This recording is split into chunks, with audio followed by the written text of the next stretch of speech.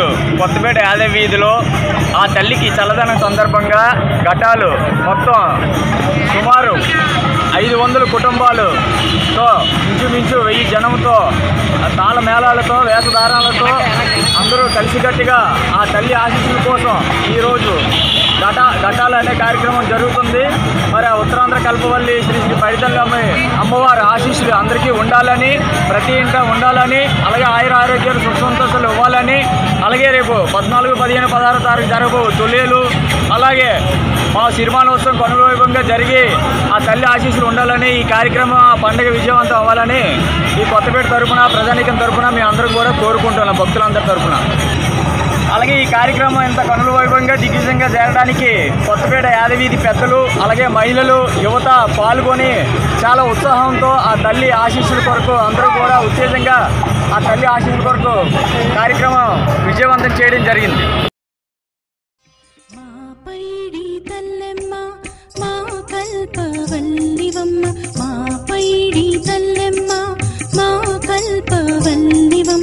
దయతో మామనవి వినవమ్మ, దయతో మామనవి వినవమ్మ, మా పైడి తల్లెమ్మ మా కల్పవల్లివమ్మ, దయతో మామనవి వినవమ్మ.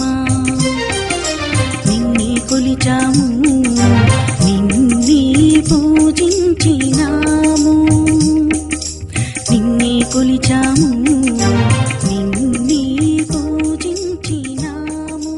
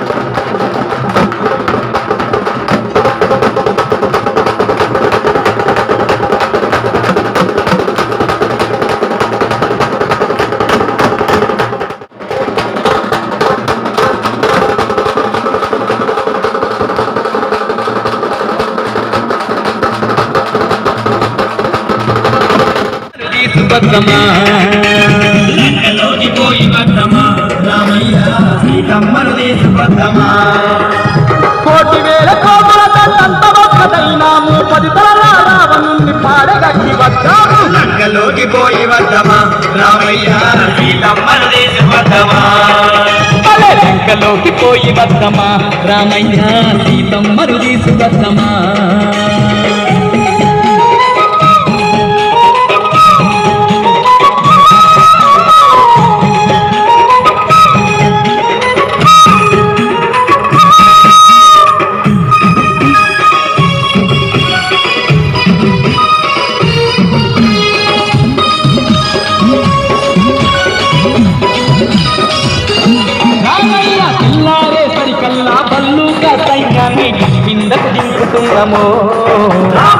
కిందకు దింపుతున్నాము, రాక్షసుల పట్టు పెట్ట వృక్షజాతి వీరులను తక్షణమే రమ్మన్నాము, తక్షణమే రమ్మన్నాము.